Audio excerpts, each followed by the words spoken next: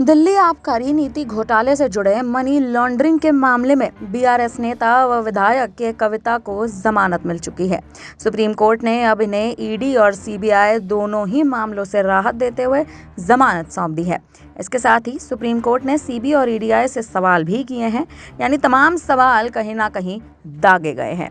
आपको बता दें कि दिल्ली हाई कोर्ट ने के कविता की जमानत याचिका खारिज कर दी थी, जिसके बाद अब सुप्रीम कोर्ट ने हाई कोर्ट के फैसले को पलट दिया है।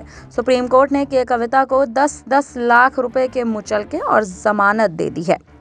इसके साथ ही कोर्ट ने उन्हें गवाहों को प्रभावित नहीं करने और सबूतों के साथ छेड़छाड़ नहीं करने का भी निर्देश दिया है। के कविता को सुप्रीम कोर्ट से जमानत मिलने के बाद बीआरएस पार्टी के सदस्य के कृषांक ने सोशल मीडिया पर अपनी खुशी जाहिर की। उन्होंने लिखा कि 164 दिन जेल में कोई सबूत पेश नहीं किए गए। के कविता के खिलाफ लगाए गए झूठे आरोप भी सिद्ध नहीं किए जा सके हैं। भारतीय जनता पार्टी हार गई और के कविता जीत गई।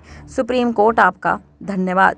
आपको बता दें कि के कविता की जमानत के बाद अब सभी की नजरें दिल्ली शराब घोटाले से जुड़े दिल्ली के मुख्यमंत्री अरविंद केजरीवाल पर आकर टिक चुकी हैं, क्योंकि यह शराब नीति का मामला कहीं ना कहीं दिल्ली से ही शुरू हुआ था और दिल्ली में मौजूदा मुख्यमंत्री अरविंद केजरीवाल को जेल लेकर चला गया था।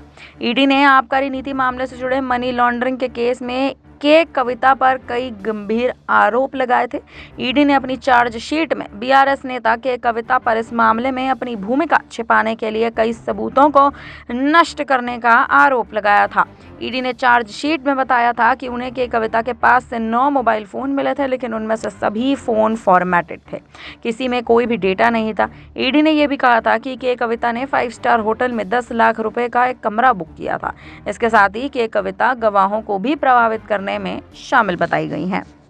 आपको बता दें, अब सभी की नजरें दिल्ली के मुख्यमंत्री अरविंद केजरीवाल पर आकर टिक चुकी हैं, क्योंकि आज अरविंद केजरीवाल की सुनवाई है और इस सुनवाई में क्या पक्ष में फैसला अरविंद केजरीवाल के आएगा या फिर एक बार फिर से अरविंद केजरीवाल को बड़ा झटका लगता नजर आएगा, ये अब कहीं ना कहीं दिलचस्प मुद्दा है। लेकिन इसी के साथ साथ के कविता की शराब घोटाले मामले में रिहाई मिलना, उन्हें जमानत मिलना, तमाम ऐसे मुद्दों को भी दर्शाता है कि सुप्रीम कोर्ट अब न्याय की ओर लगातार अपनी जो राह है वो बढ़ाते जा रहे हैं।